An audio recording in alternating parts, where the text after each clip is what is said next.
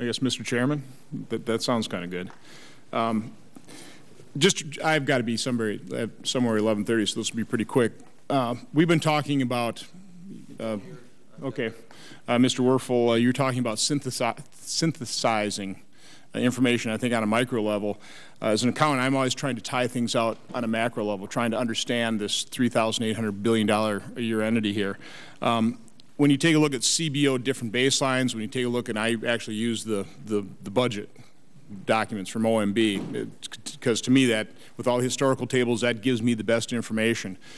I'm trying to synthesize, I'm trying to tie out between the appropriation accounts to the budget accounts, budgetary authority versus outlays. I mean, is there a key? Is there a trick? I mean, I'm still trying to figure it out. Well, I certainly think that one thing that we can offer is, you know, kind of technical assistance in understanding the budget tables that are in OMB's budget each year, understanding how they're derived.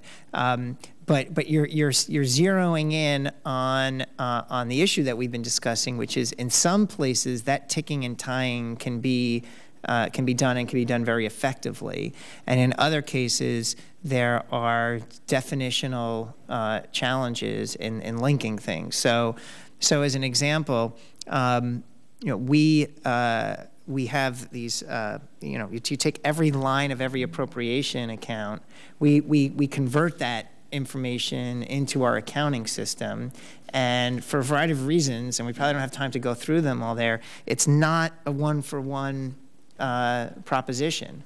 I can't take an appropriations bill and show you exactly in perfect harmony how that aligns up into the central accounting system that Treasury runs.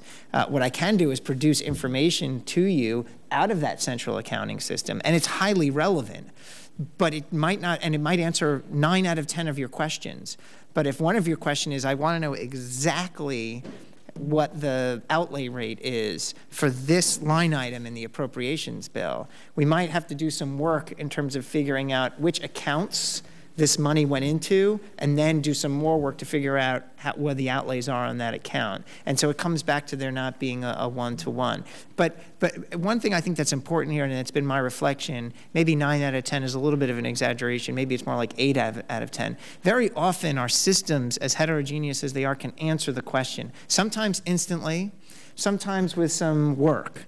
There were moments during the Recovery Act where there were no answers to questions, and that was because of the reconciliation was just too challenging. And that's, to me, going back to, that's where we really got to figure out what the key is to close the gap. But I don't think you're alone in being challenged by this framework. It's very complex. And as again, if there's a particular set of questions that you have, we probably have experts at OMB and Treasury that could at least offer some help there. Okay, well, I appreciate that. We are working with CRS right now, I'm trying to get my head around this, my arms around the problem, but at least it's comforting to know that it's a problem, not just with me, but it's just a problem. So. Yes, it's not you. So, Senator Carper, did you want to grab the gavel? Because I have to be somewhere. There you go. I'm turning it over to you.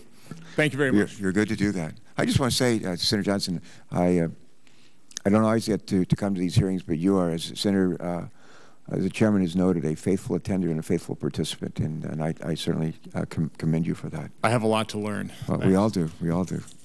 Thanks very much.